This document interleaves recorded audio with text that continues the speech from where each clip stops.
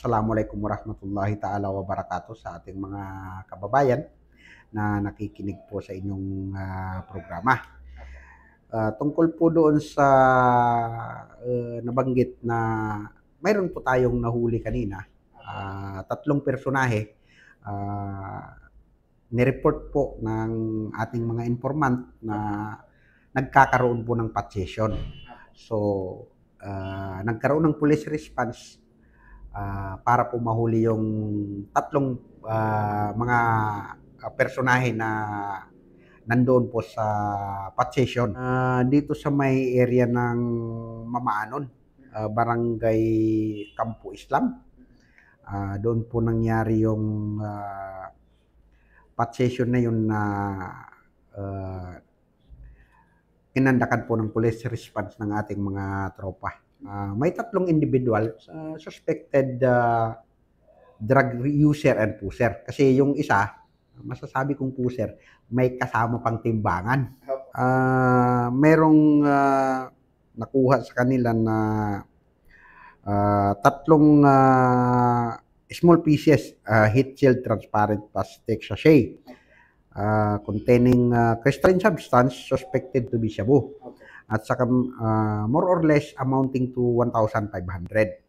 At saka isang weighing scale.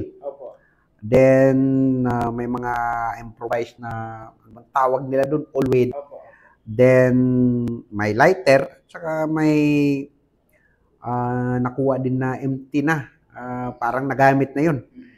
At saka mayroon siyang may nakuhang isang matalas na bagay doon, siguro ginagamit nila pangpunit doon sa kwan, sa plastic sachet.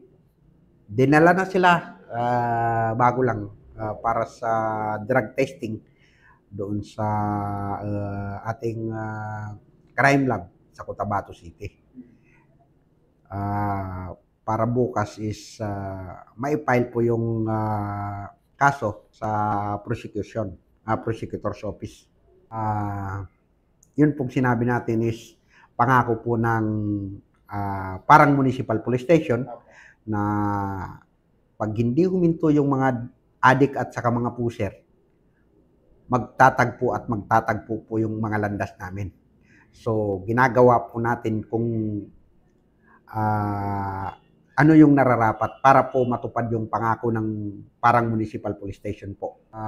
Ang masasabi ko lamang po is, ako po'y nananawagan muli sa ating mga kababayan sa bayan ng Parang Maguindanao del Norte na pagtulungan po natin kung paano po masasawata o mapipigilan po yung paglaganap ng ipinagbabawal na gamot sa pamamagitan po ng pakikipagtulungan po sa inyong kapulisan.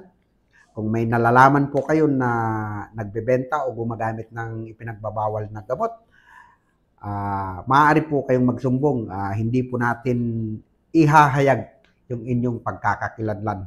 Kasi para po sa kapakanan ng ating mga darating na henerasyon, nakasalalay po sa atin yung kinabukasan ng ating mga kabataan.